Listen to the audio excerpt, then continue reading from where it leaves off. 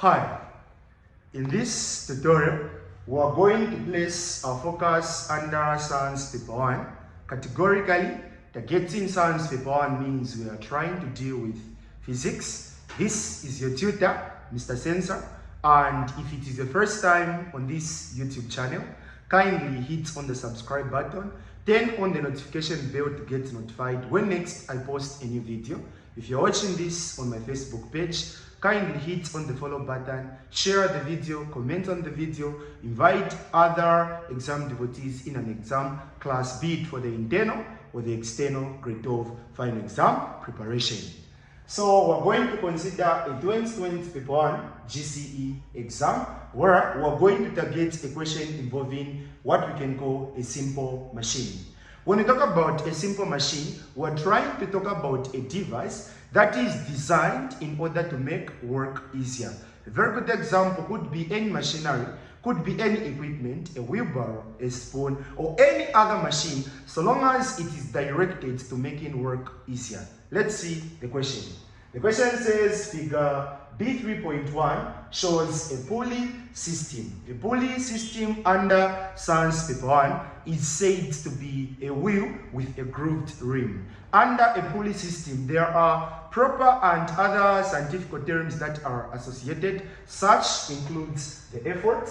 The effort is understood to be the force, but this is the force applied on an object. And downwards here, we're going to have a force. This force is called the load.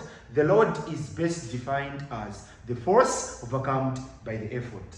And now, the question is saying on A, states the velocity ratio of the pulley system.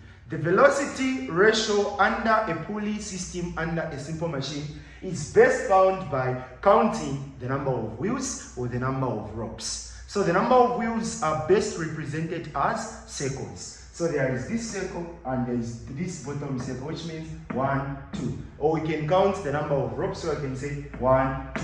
So the velocity ratio is just a number. It's a comparison to the number of wheels. And any ratio, be it in mathematics or science, never contains units. So we're going to say velocity ratio is 2. And then we come on to B.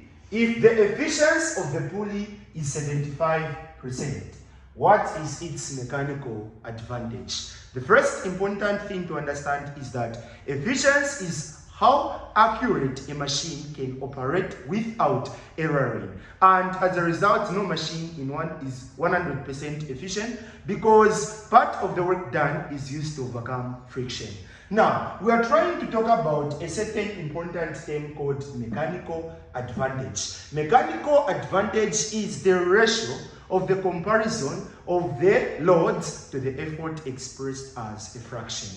So here on B, we're going to say mechanical advantage equals load over effort.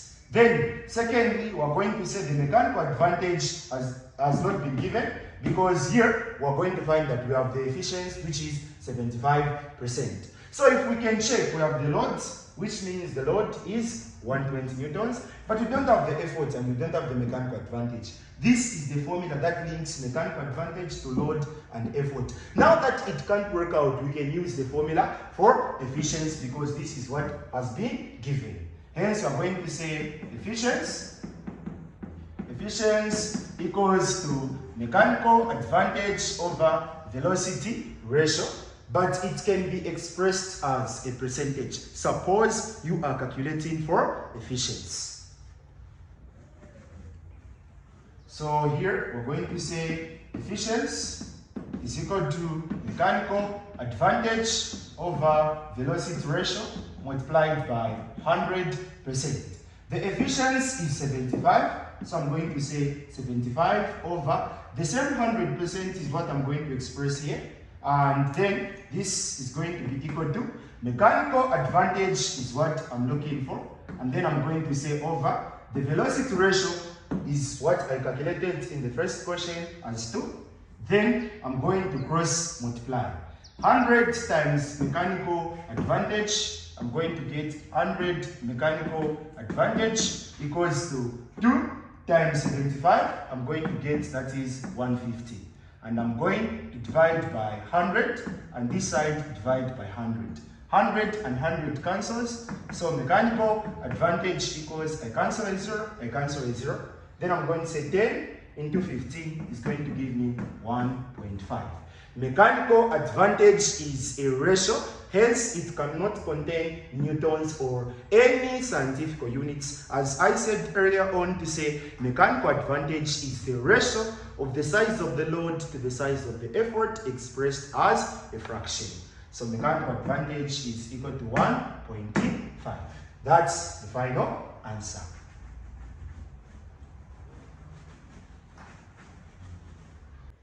So moving on to C, it says if the load is 120 newtons, what is the size of the efforts? Where the load and the effort is mentioned, chances are the mechanical advantage is given or calculated as evidently seen from the question that is on B.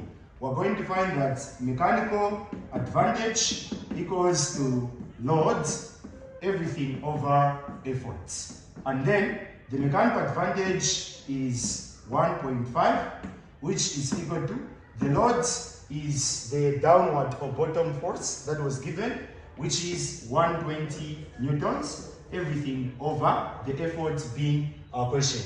We're going to express this as a fraction, then we cross multiply.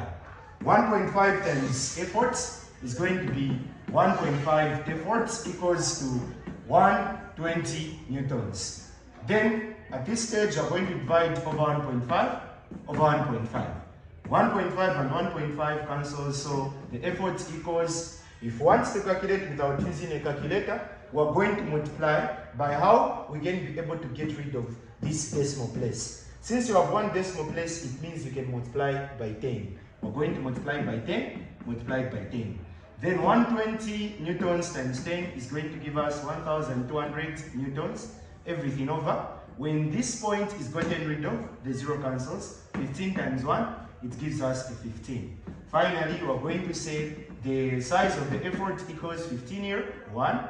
15 into 120, 8, remaining with a 0. Then we say newtons. Always make it a habit and a priority to be ensuring that in each and every of the stages you'll be having, you are substituting numbers with correct units in order to represent correct descriptions.